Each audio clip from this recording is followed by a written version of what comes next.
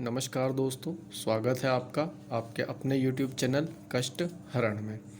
मित्रों, आज हम भगवद गीता के द्वितीय अध्याय के श्लोक 22 एवं 23 पर विचार करेंगे।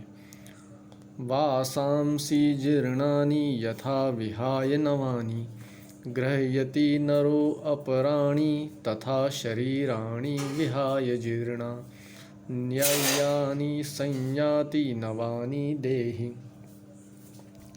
जिस प्रकार मनुष्य पुराने वस्त्रों को त्याग कर नए वस्त्र धारण करता है, उसी प्रकार आत्मा पुराने तथा व्यर्थ शरीरों को त्याग कर नवीन भौतिक शरीर धारण करता है।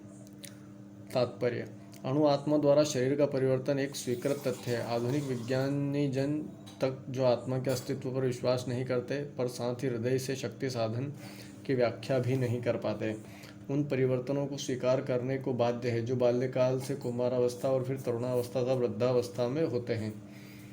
वृद्धावस्था से यही परिवर्तन दूसरे शरीर में स्थानांतरित हो जाता है। इसकी व्याख्या पिछले श्लोक में की जा चुकी है। अणु आत्मा का दूसरे शरीर में स्थानांतरण परमात्मा की कृपा से संभव हो पाता है। परमात्मा अणु आत्मा की इच्छाओं की पूर्ति उसी तरह करते हैं जिस प्रकार एक मित्र दूसरे मित्र की इच्छा पूर्ति करता है। मुंडक तथा श्वेताश्वर उपनिषदों में आत्मा तथा परमात्मा की उपमा दो मित्र पक्षियों से दी गई है जो एक ही वृक्ष पर बैठे हैं। इनमें से एक पक्षी अणु आत्मा वृक्ष के फल को खा रहा है और दूसरा पक्षी कृष्ण अपने मित्र को देख रहा है।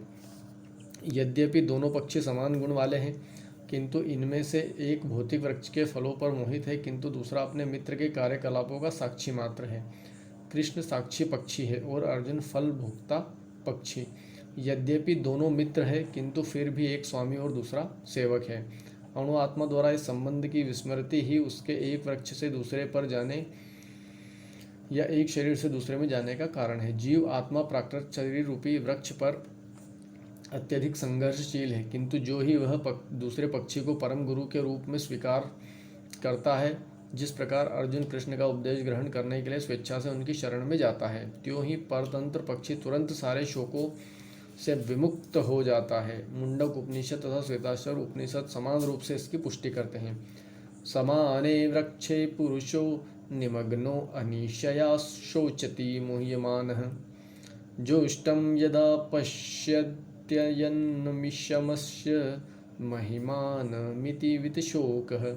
यद्यपि दोनों पक्षी एक ही वृक्ष पर बैठे हैं, किंतु फल खाने वाला पक्षी वृक्ष के फल के भोक्ता रूप में चिंता तथा विषाद में निमग्न है। यदि किसी तरह वह अपने मित्र भगवान की ओर उन्मुख होता है और उनकी महिमा को जान लेता है, तो वह कष्ट भोगने वाला पक्षी तुरंत समस्त चिंताओं से मुक्त हो जाता है। अब अर्जुन ने अपना मुख अपने शाश्वत मित्र कृष्ण की ओर फेरा है और उनसे भगवद गीता समझ रहा है। इस प्रकार वह कृष्ण से सेवन करके भगवान की परम महिमा को समझकर शोक मुक्त हो सकता है। यहाँ भगवान ने अर्जुन को उपदेश दिया कि वह अपने पितामह तथा गुरु के देहांतरण पर शोक प्रकट न करे, अपितु उसे इस धर्म युद्ध में उनके शरीरों का वध करने में प्रसन्न होना चाहिए, जिससे वे सब विभिन्न शारीरिक कर्म फलों से तुरंत मुक्त हो जाए। बलि वेदी पर या धर्म युद्ध में प्राणों को अर्पित करने वाला व्यक्ति तुरंत शारीरिक पापों से मुक्त हो जाता है और उच्च लोक को प्राप्त होता है। अतः अर्जुन का शोक करना युक्ति संगत नहीं है। श्लोक 23। नैनं छिदन्ति शस्त्राणि नैनं दहति पावकः न चैनं केद्यल्यन्त्यापो न शोष्यति मारुतः। अर्थात यह आत्मा न तो कभी किसी शस्त्र द्वारा खंड खंड किया जा सकता है, न ही अग्नि द्वारा जलाया जा सकता है, न जल द्वारा भिगोया जा सकता है या वायु द्वारा सुखाया जा सकता है। तात्पर्य: सारे हथियार, तलवार, आग्नेयास्त्र, वर्षा के अस्त्र, चक्रवात आदि आत्मा को मारने में असमर्थ है। ऐसा प्रतीत होता है कि आधुनिक आग्नेयास्त्रों के अतिरिक्त मिट्टी, जल, वायु, आकाश आदि के भी अनेक प्रकार के हथियार होते थे। यहाँ तक कि आधुनिक युग के नाभिकीय हथियारों की गणना भी आग्नेयास्त्रों में की जाती है, किंतु पूर्व काल में विभिन्न पार्थिव तत्वों से बने हुए हथियार होते थे।